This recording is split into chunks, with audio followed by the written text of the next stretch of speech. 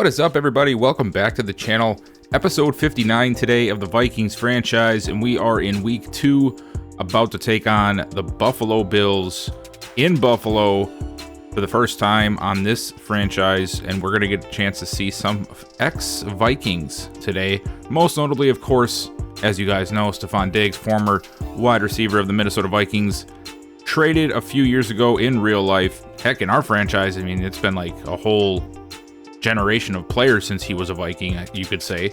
We're in 2026. He was traded in 2019. Yeah. Anyway, we're going to be going up against him along with Josh Allen and, of course, the rest of the Bills roster. They have got themselves a decent team. This is the first time, though, like I said, that we're going to be playing them, I believe, on this channel. Maybe, just maybe, we played them in the past and I'm forgetting it. We're going to go ahead and take a look at this Bills team really quick before we get down to the field. I almost forgot to go over the weekly schedule from last week and see who started off the season on a good foot. Let's take a look here. First team up, Washington Football taking on the Cleveland Browns and losing 28-21. The Colts getting the best of the Packers. The Lions beating the Saints. Bengals squeezing one out against the Tennessee Titans. The Chargers beating the Ravens. The Patriots beating the Jets. The Panthers really beating the Falcons. Wow. The Cowboys beating the Jaguars. The Buccaneers beating the Cardinals. The Rams blowing out Seattle. The Bills, who we're about to face, beating the Broncos. Chicago blowing out Miami. Pittsburgh beating the Chiefs. The Giants beating the Eagles. The Raiders beating the Texans. And then, of course, we had our game to close it out. As we saw, the Bills coming off of a Week 1 win, both of us coming into the game at 1-0. They are still led by Josh Allen at quarterback, who is now 30 years old. He is up to a 96 overall superstar. Devin Singletary, now a longtime running back for the Bills, has been here since he was drafted here 8 years ago now, 92 overall. They do have rookie phenom Richard Vick, who was actually one of the runner-ups for Offensive Rookie of the Year last year at the power back position, and I do have him playing in the game. He's not just going to be a backup to Singletary. I know Singletary is considered a power back as well, and he's rated higher than him technically, but I want Richard Vick to get in. I think that it's more likely that a team like the Bills would have multiple running backs carrying the ball. And then look down here, Montel Strickland, our former running back, found his way to the Bills along with Anthony Wallace, a couple of ex-running backs of ours. At receiver, their room is sort of similar to ours. We have one superstar, they have one in Stefon Diggs, and then they have a lot of guys that, a couple of veterans and a couple of younger guys, but all of them that sort of could be interchangeable at some point. You know, Brian Edwards and Michael Gallup, both tied at 83. Fletcher and Carradine and Ross all follow within this mid-70s range. A couple of newer guys, but overall, more of a veteran team. Dawson Knox is still here at tight end. Terrence Whittington was one of the first-round picks for the Buffalo Bills. He is the starting left end. He's more of a 4-3 defensive end at 6'5", 250, but he will get a chance to play for the Bills here in out of the 3-4 base set and also the nickel packages, so we'll see a lot of him today. On the other side, they still have AJ Epinesa, who was drafted a couple of years before this series took over. Ed Oliver still being a force in the middle. Joe Dwyer, last year's top pick at outside linebacker. Tremaine Edmonds in at middle linebacker, along with Kamal Martin. Our former linebacker, Joseph Peterson, got signed here in off-season free agency and is now the starting outside linebacker. It's sort of cool to see, you know, like when I drafted him, you know, I was like, man, what a waste of a pick, right? And he stuck around for a year or two, and then we ended up letting him go. He went to the Chiefs, and there he didn't start, but he did get involved in the game plan a little bit more. And now here he's in Buffalo, fifth-year player, and he's getting his first chance to start. It is sort of cool to see that stuff play out and track some of these players that we've become familiar with. Even though we didn't get too familiar with Joseph Peterson, it's just that story starting with us and him ended up finding a spot that fits him. And honestly, the Bills and even the Chiefs, you could say, fit him better than what we did. We don't run a 34 defense. We run a 43. So for him to find his spot here, I think that's awesome to see. They have a lot of youth and talent at the corner position, similar like us. Tre'Davious White, of course, shutdown corner. He is going to be a tough matchup for, you know, Peoples and Jefferson. They've drafted Alphonso Stevens a few years back. Same with Devin Murphy. Actually, in the same draft, they drafted both of these guys. Ty Luckett, and then Jalen Justice from last year. A lot of youth on this secondary. But that changes at the safety position. Two guys who are starting here that are veterans, Juan Thornhill and then Taylor Rapp. And behind him is Amani Hooker. So you can see that the Bills are a team that are sort of in that in-between phase. They have a lot of veterans still holding on to that sort of last generation. They do have some key youth talent that's growing and coming into their own. So should be a good matchup. And without further ado, let's go ahead and let's take on the Bills. We got a little bit of overcast today for this Bills game. You can see the clouds there. We still get the awesome flyover with the helicopters. And we are set for our first road game of the season here in Buffalo. Again, you know, big matchup, a big-time quarterback in Josh Allen. We know he's a dual threat. We know that we've had issues in the past with dual threats, but we have one of our own, Tyrone Bullard, coming off of a pretty good game himself last week against the 49ers, throwing 3 touchdowns, and of course, leading us to our first victory. The Bills looking to continue their win streak as well today. It should be a really good matchup. Let's get down to kickoff and see what's going to come from this one. And now we get the chance to open up on offense. 1st and 10, we're going to go straight away empty backfield for Bullard. Bullard lofts it deep to Kenny Williams, who makes the catch out to the 34. Very nice first play for us. Stevens on the coverage. We're going to go with a handoff to Glover. Glover gets a nice little lane there and scurries up to the 41. And last week, he had a pretty good game.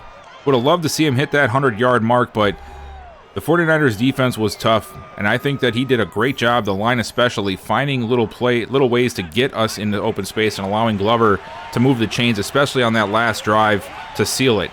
Second straight run for Glover, and it looks like he's close, but I don't know if he got it. He does. Working against the rookie. Able to get the first. Whittington got there, but just a little too late.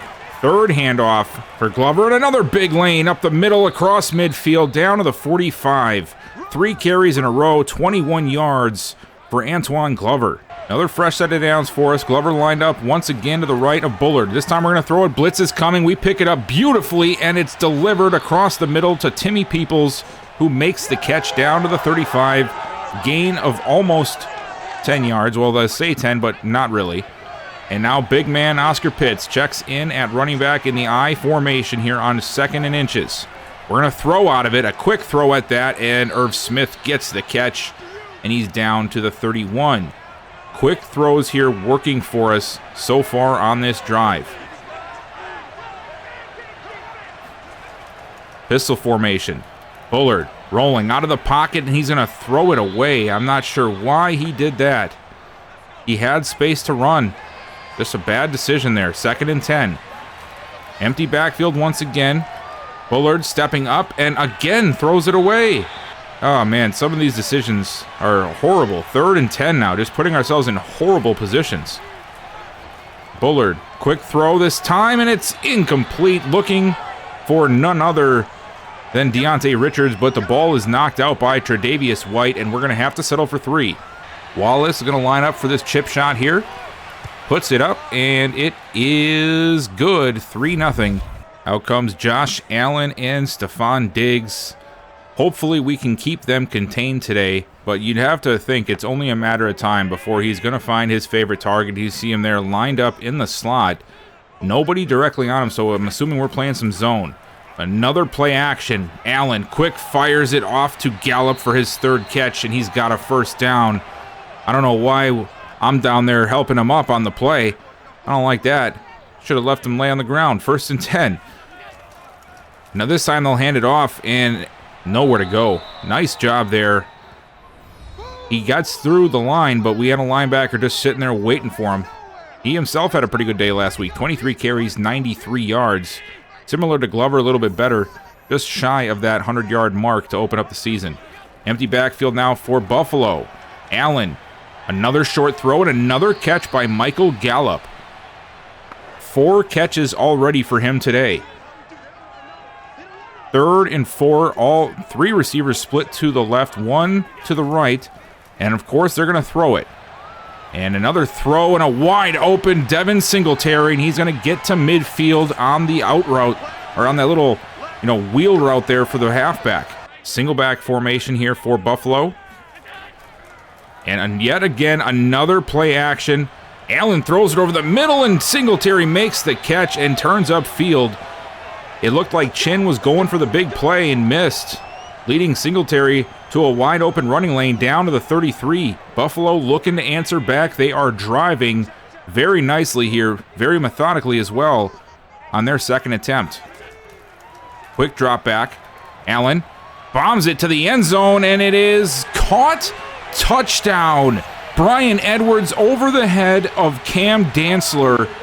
We just said it last week that we never saw Dantzler get beat deep, and there it is. He ends up losing the battle one-on-one to Brian Edwards. He just looked like he didn't even attempt to go up for it this time.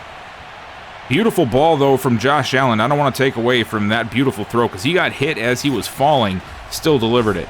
Our second attempt here. Last time out, we were able to get, of course, that field goal. We stalled out down towards the end zone off of a couple of throwaways that I really didn't agree with. Can we do something on this drive to get that lead back? Quick throw outside once again. Kenny Williams on the hitch route. He loves throwing to him on first down, really. It seems to be called a lot, and it always ends up getting completed. And a throw for Pistol. Rolling out. Fires over the middle. Jefferson wide open down the field and brought down at the 44-yard line. A beautiful throw. Just a simple crossing route there. He gets across the defense. Nobody followed him, or nobody picked him up, I should say. And anytime that happens, it's one-on-one. You know Jefferson's going to win that one. And now it's empty set again for us. Bullard steps up, and he's going to get sacked, and he fumbles, and the Bills recover. He ran right into the blitz by Ed Oliver, and we are going to lose the ball here on our second drive. Oliver working against the rookie Jamie Chamberlain. And man, I mean, you got to expect that's going to happen. That is a tough matchup for a rookie, but not a good way, considering we're already down by 4, to give the Bills this kind of momentum at home in the first quarter. Offset eye now for Buffalo. And they'll hand it off. Singletary back to the line.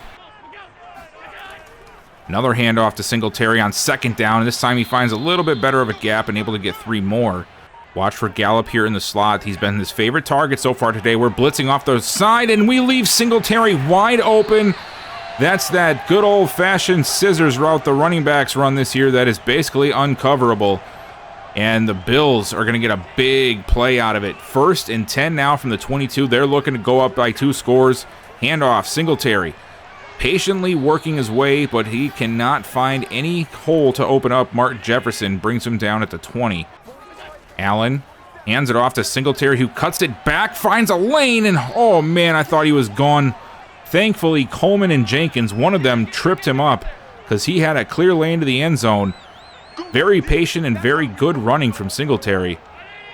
We got to make sure we cut off those cutback lanes, though, because that can be devastating. 3rd and 3.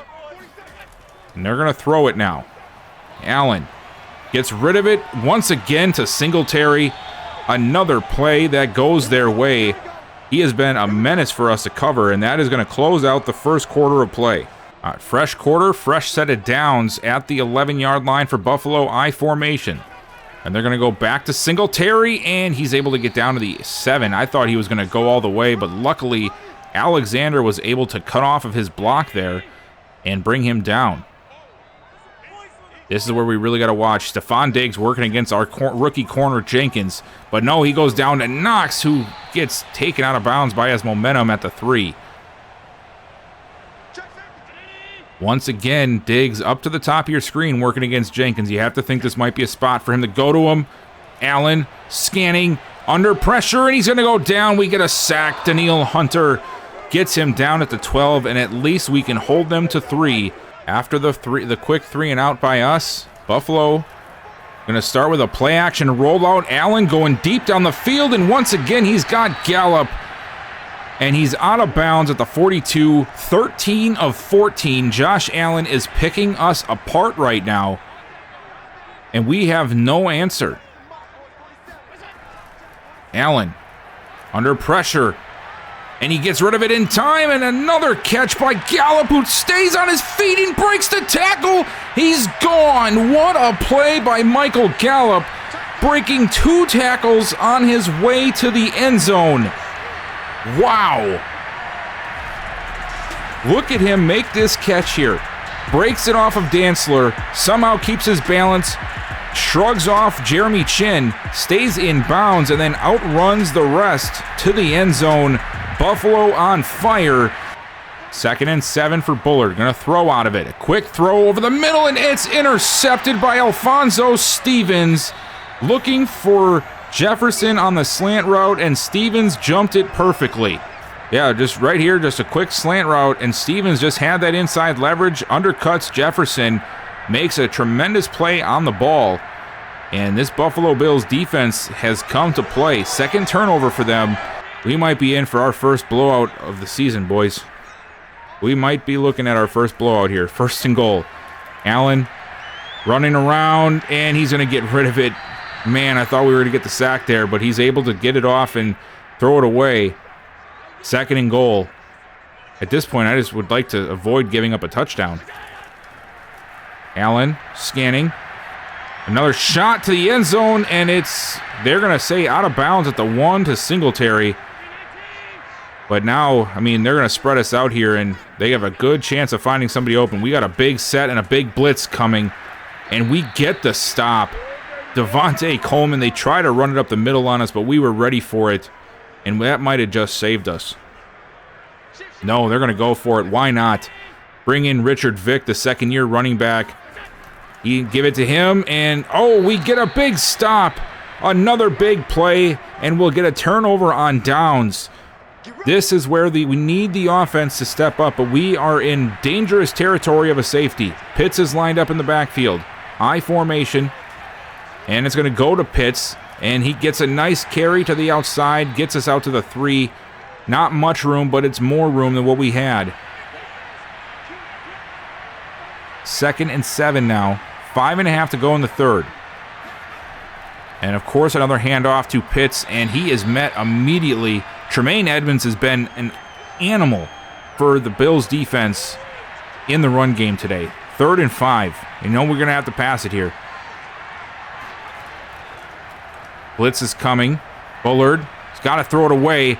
He's going to take off with it his first time today, and he gets the first down, finally using his legs, and he'll get out to the 16 and give us that fresh set of downs we were so desperately looking for.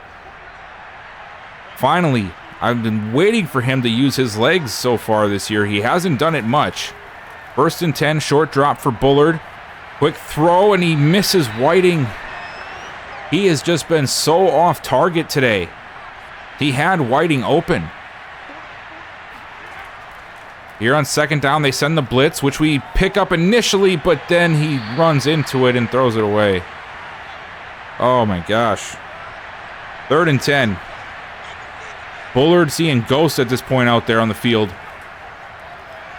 Quick throw, and he missed him again. That's got to be the 5th missed throw today. Buffalo comes out here, still up by 17, but they have great field position. 1st and 10. Pistol formation. Diggs is in motion. And they're going to hand it off to Devin Singletary, and he is brought down. Nowhere to go. McElroy comes in from his nickel corner spot and makes the play. Allen now going to throw it for the 30th time today. And it is caught. Brian Edwards on a crosser. Wow, I was serious. It was his 30th time. I did not know that, but that was his 30th pass attempt. He's completed 23 of them. How awesome. Brian Edwards, of course, like I said, was there on the cross for another 1st down, and now Singletary up the middle. And Singletary able to get another 4 yards to get him down to the 34. Now less than 2 minutes to go in the 3rd, and This game is looking like it's over. Quick throw outside to Diggs, puts a move, 2 moves, sending Jenkins tumbling down to the turf and finally brought down at the 29. Some serious maneuvering going on by Stefon Diggs. Play action to Singletary on 3rd and 1. Allen going deep down the right side, and it is caught. Another play made on Cam Dantzler, and it's Dawson Knox. Why do we keep having issues with our number 1 corner every year? 1st and goal. Allen, quick throw, touchdown. It's Diggs. And that seals it right there, guys. 1st down now for Bullard. Rolling, throws it short, and it's Glover making the catch. 16 of 29, 140 yards and two interceptions. This has got to be the worst that I've seen Bullard play since he became starter. 2nd and 6, Bullard trying to get away, and he's got to throw it away. Bullard, quick throw outside to Jefferson, and Jefferson's got the 1st down. And can we build off of that? Bullard, 5-step drop, goes over the middle, and he's got Williams that time, and it's a completion, but now Chamberlain has hurt the rookie guard. It looks like Mike Lewis is going to get a chance to start now. I didn't get a chance to see if he went to the locker room or not. Hand off to Glover, who works his way down for 3. And we're going to go back to the ground, and Glover gets outside, wide open, diving over the top of the defender for the touchdown. And finally, we will get a score here. It does come in the 4th, but at least some signs of life for us here late in this game. Well, we end up getting our butts whooped in Buffalo, but at least we got some upgrades, right? We got Cam Dantzler getting 1, and I think we are going to do... Oh, he's pretty much even, so let's just do slot and just let it upgrade whatever it wants to upgrade, right? Michael Mahan also gets 1. We're going to keep going with his agile. There we go. Gets 1 to strength as well. That's good. And then Devontae Coleman's going to get 1 as well. And we'll do run stopper for him. Block shedding and strength. Perfect. So after that one, we fall to 1-1. Very tough matchup for us. And I do believe that sometimes these overall ratings don't really match up with the teams themselves. Josh Allen is a tremendous quarterback. We all know that. And he played like one today. He just doesn't seem to play that way in the sims. Like when we're not playing the game, like actually simming. But Buffalo, they got the better of us on the road. They got after us early. The defense played exceptionally well. And they really rattled Bullard, and it showed. 3 interceptions. Worst game of his career so far. Short career at that, but still, worst game we've seen him play. Just didn't look like himself. The running game, of course, got shut down after that. And we were just left picking up pieces. The defense tried its best, but it's hard when you're out on the field a lot. Let's go ahead and get to week 3. All right, now we are in week 3. We have Carolina this week. Not sure if we're going to watch this game or not. I'd like us to see the Jaguars game. I'm almost wondering if maybe I should sim this week and next week and get to the Jacksonville game. I think that's going to be a really good one. Plus, well, this might be a good matchup too, I think. They have some pretty good players still. So let's see. Well, first, before we get anywhere, let's go ahead and let's take a look at our players ready to negotiate. Let's see who, where our money is sitting for this re-signing period. Now, I just looked, and we do have $129 million available in cap, and that seems like a lot. But before we get too excited, I just want you guys to look at some of the players that are up right now. There's a lot of players, and I don't go off of these contracts. I actually sort of make my own contracts, and it's one of those things that I just don't agree with some of these. I think that there's things that, like Danielle Hunter is going to ask for more than $15 million a year at this point. He's a 97 overall. He's in the twilight of his years. He's probably going to want something similar like what Von Miller got. Von Miller, last year with the Rams, or this year with the Bills, he got like a $20 million a year deal. So sometimes I just think the game doesn't register properly with contracts, and I don't want to get away easy like that. So I tend to overpay them to make it more realistic. and I've done that from the start. So we'll see. But I'm not ready to re-sign any of these guys quite yet. Actually, no, I am going to be re-signing Danielle Hunter. There's no way I can't re-sign him. He's just too important to this team. So, but what we're going to do is we are going to raise this up to...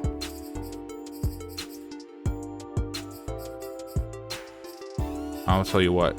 I'm going to raise this up to 12. And we're going to raise this up to 13.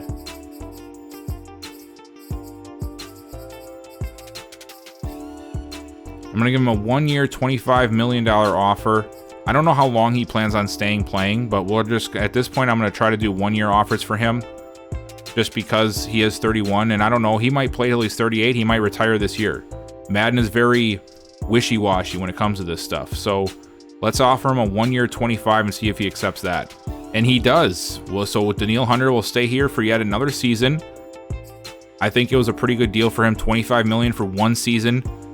And, you know, we still have plenty of money. And then on to Quentin Nelson, who is another guy who, you know, I think has earned a contract. 30 years old. He's still got a couple of years left on him.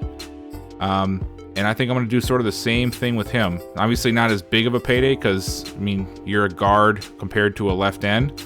But still a pretty sizable one.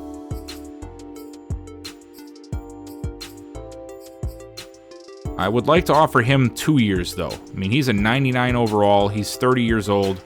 I don't foresee him having any issues remaining at least at a 97 going into the final year of this contract. So we're going to offer him 2 years, 30. Let's go.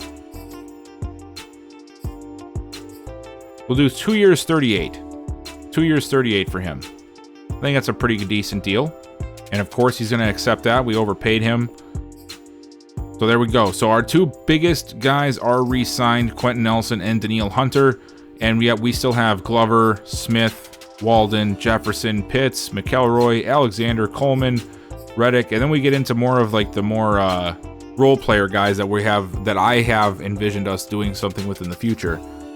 So it's going to be interesting to see how many of these guys end up staying, how many have to go.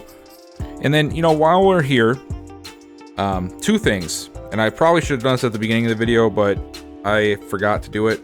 There was somebody in the comments who asked me about the story generator and also the trade calculator that I've been using when it comes to doing, you know, this franchise stuff. So if you guys check the description below, maybe you guys already saw it or not, I do have them both down there in the description for you guys to check out. There are my own copies. So what you're going to have to do is you're probably going to have to download and make your own copy of it for it to work. I hope it works for you. Let me know if it works or not. Again, this was something that I found years ago. I just still had it on my computer. So I'll share it with you and I hope it works for you. And if not, let me know and I can always try to I can edit or something like that. But yeah, same with the trade calculator. I'll put both of them down there, but they are spreadsheets. So just so you guys know, it's a Microsoft Excel spreadsheet. If you don't have Microsoft Office on your computer and you can't use it on your phone or whatever, there is a great website called office.com. If you guys have, I'm sure you've heard of it, but what I didn't know up until about a year or 2 ago is that you can have an account on Outlook and actually use it on their website for free. It's really cool because you can use full-on Excel, you can use full-on, you know, Word and all that stuff. And then the way that you do the story generator is once you have it pulled up and you have it all in there, all you need to do is hit F9 and it'll randomize everything on the sheet for you. It tells you how many you should do. Now, I only do certain ones because some of them are a little crazy, like I don't even know how to explain some of them, but you'll see it, of course, when you open it up. But yeah, so that'll be down there in the description for you guys to use. Same with the trade calculator. I hope you guys enjoy using it. And then the second and last thing I wanted to talk about before we wrap this up is I had a comment about, you know, why I decided to trade Taylor Hopkins. And it's a valid question. It really is. Because in a real world scenario, nobody's going to trade away a quarterback that is a 90 overall in replace of a guy who's nowhere near that. I understand that, and I get that what I did was very unrealistic, if you will. But I did want to explain it again, because some of you may have remembered my conversations in one of the prior videos. Some of you might not have, and that's cool. But the reason I did this is I play this Madden game strictly how you watch this channel. I don't play the game. I've enjoyed doing the CPU versus CPU stuff. That's just what I like. And when you do that, you learn things about the game that you didn't know about the game when you don't play this way. And what I know this year in Madden 22 is the strong arm quarterbacks are broken. They can have some decent stats once in a while, and they can get some things done, but they are going to take those negative 20-yard sacks. They're going to make those horrible decisions throwing the ball. They're going to get rattled. It's just something that's there. And I felt like us having him at quarterback in this series was going to take away from the possible excitement of the offense. Because you guys have seen since we have switched to Bullard, the offense is actually more exciting to watch. I'm not pulling my hair out every game, trying to figure out why Hopkins is just doing such stupid things. You know, or chucking the ball deep for 4 plays in a row when we don't need to do those things. So I traded him away because I know that the game doesn't know how to program a strong arm quarterback. I just know it. And if you guys play this way, you'll know what I'm talking about. You will see it when you are having a strong arm compared to a scrambler. It's broken. It doesn't work. The scrambler is really the only quarterback that plays sort of normal in this Madden. So I wanted to have a quarterback that played normal. And that was my decision to make. I can understand if you don't agree with it. I don't really agree with it myself. But in terms of trying to work within the realm of the game that I have in front of me, I have to make those kind of decisions. And I didn't want the content and the offense to suffer because I didn't want to make that move. You know what I mean? So hope that clears it up a little bit. That's pretty much it. And then, you know, even thinking about, you know, well, why don't you just upgrade them? I tried that for 3 seasons. And every time you upgrade anything, strong arm goes up. So if they are capped already at strong arm, more than likely you are never going to get them to not ever be a strong arm. Because even if you upgrade to like we got field general up on Hopkins like for 2 upgrades. And then what happened? 1 upgrade, field general goes up 1, like it's supposed to, and strong arm goes up 2. I know it doesn't make any sense to me, but that's the way the game is programmed. So instead of trying to fight the system, I just cut my losses, moved on, got a different quarterback. So again, I hope that clears it up, and I hope you guys understand. If not, I understand as well. I get it. It's not realistic, and I agree. It's not realistic. I don't want to do those things. I was hoping that Hopkins would just play good, but at some point I had to accept that the game is not what the game should be. And I didn't want that to make the franchise suffer. So, on that note, that's a good spot to wrap it up. I appreciate you guys so much for watching. So make sure you guys drop a like, make sure you sub if you're not already, and let me know what you thought about Bullard just crapping the bed, you know? And let me know what you guys think about the sheets I'm going to leave down there for you. I hope they work for you, and I hope that they give you some more joy out of this game while we wait for Madden 23 to come out. And I'll see you guys next time.